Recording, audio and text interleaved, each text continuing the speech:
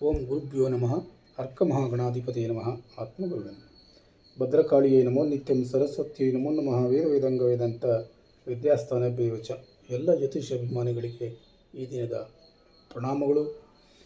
ಈ ದಿನ ತುಲಾರಾಶಿಯವರ ದಿನ ಭವಿಷ್ಯವನ್ನು ನೋಡೋಣ.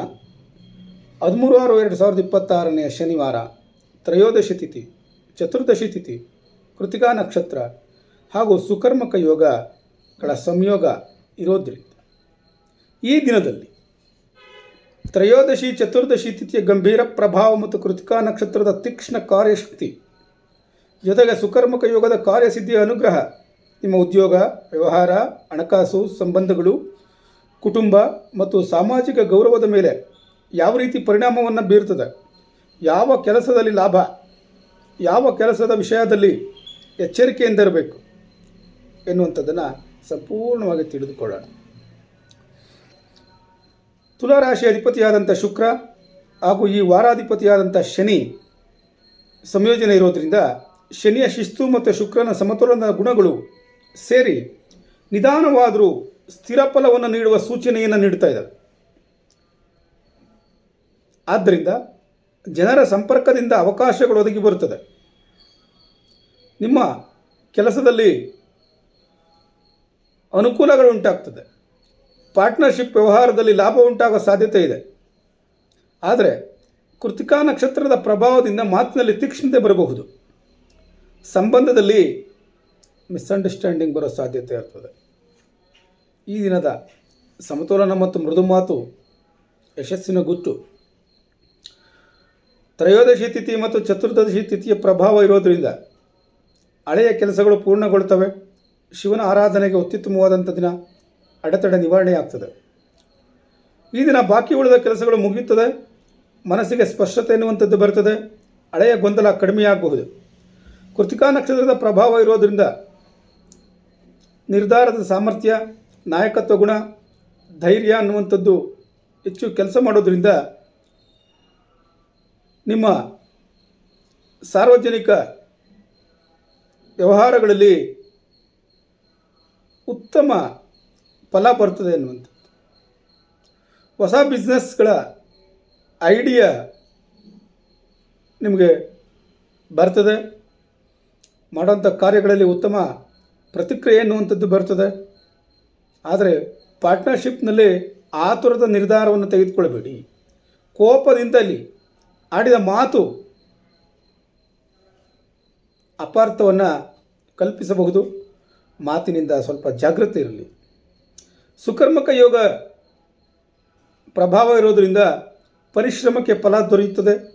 ಕೆಲಸದಲ್ಲಿ ಯಶಸ್ಸು ಲಭ್ಯವಾಗ್ತದೆ. ಸಮಾಜದಲ್ಲಿ ಗೌರವ ಅನ್ನುವಂಥದ್ದು ದೊರೆಯುತ್ತದೆ. ಈ ದಿನ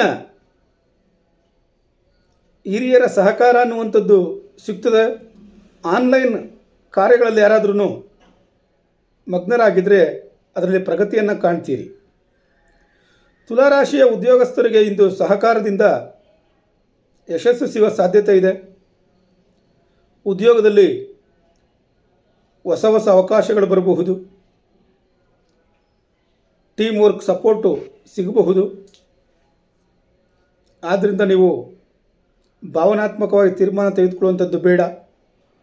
ಯಾವುದೇ ರೀತಿಯಾದಂಥ ರಾಜಕೀಯ ವಿಚಾರಗಳಿಂದ ದೂರ ಇರಿ.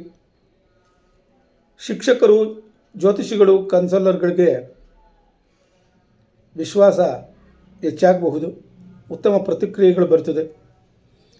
ಬ್ಯೂಟಿ ಕ್ಷೇತ್ರದಲ್ಲಿ, ಮೀಡಿಯಾ ಕ್ಷೇತ್ರದಲ್ಲಿ, ಫ್ಯಾಷನ್ ಡಿಸೈನಿಂಗ್ ಕ್ಷೇತ್ರಗಳಲ್ಲಿ ಕೆಲಸ ಮಾಡ್ತಾ ಇರೋಂಥವ್ರಿಗೆ ಹೊಸ ಹೊಸ ಅವಕಾಶಗಳು ಬರೋ ಸಾಧ್ಯತೆಗಳಿರ್ತದೆ.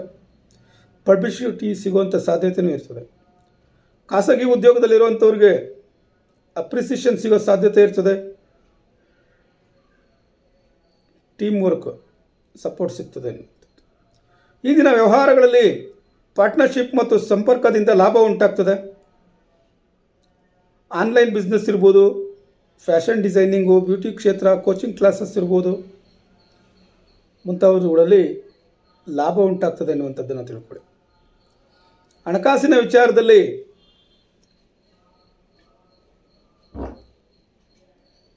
ಹಳೆಯ ಹಣದ ಸೂಚನೆ ಎನ್ನುವಂಥದ್ದು ಸಿಗ್ತದೆ. ರಿಸ್ಕ್ ತೆಗೆದುಕೊಂಡು ಇನ್ವೆಸ್ಟ್ಮೆಂಟ್ ಮಾಡೋದಕ್ಕೆ ಹೋಗ್ಬೇಡಿ. ಆದರೆ ಲಕ್ಸರಿ ಸ್ಪೆಂಡಿಂಗ್ ಮಾಡಬೇಕಾದ್ರೆ ಜಾಗ್ರತೆ ಇರಲಿ. ಕುಟುಂಬದಲ್ಲಿ ದಂಪತಿಗಳಲ್ಲಿ ಹೊಂದಾಣಿಕೆ ಅನ್ನುವಂಥದ್ದು ಇರ್ತದೆ, ಸ್ನೇಹಿತರ ಸಹಕಾರ ದೊರೀತದೆ.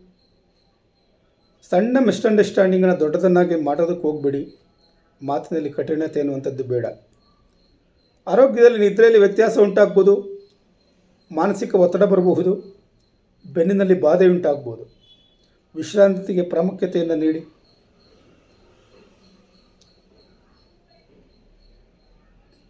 ಕೊನೆಗೊಂದು ಕಿವಿ ಮಾತು. ಪರಿಹಾರಕ್ಕೋಸ್ಕರ ಗುರುವಿನ ಪ್ರಾರ್ಥನೆಯನ್ನು ಮಾಡಿ, ಕಡಲೆಕಾಳು ದಾನವನ್ನು ಮಾಡಿ, ಸಮತೋಲನ, ತಾಳ್ಮೆ ಮತ್ತು ಯೋಚಿಸಿ ತೆಗೆದುಕೊಂಡ ನಿರ್ಧಾರದಿಂದ ಯಶಸ್ಸು ಲಭ್ಯವಾಗ್ತದೆ. ಗೌರವ ಮತ್ತು ಲಾಭ ತರುವ ದಿನ ಇದಾಗಿರ್ತದೆ ಎನ್ನುವಂಥದ್ದನ್ನು ತಿಳ್ಕೊಂಡಿರಿ. ಈ ದಿನ ಭವಿಷ್ಯವನ್ನು ತಾಳ್ಮೆಯಿಂದ ಆಲಿಸಿದ ತಮ್ಮೆಲ್ಲರಿಗೆ ಧನ್ಯವಾದಗಳು. ತಪ್ಪದ ಚಾನಲನ್ನು ಸಬ್ಸ್ಕ್ರೈಬ್ ಮಾಡಿಕೊಳ್ಳಿ. ನಾಳೆಯ ದಿನ ಭವಿಷ್ಯದೊಂದಿಗೆ ಮತ್ತೆ ಭೇಟಿಯಾಗೋಣ. ಧನ್ಯವಾದಗಳು.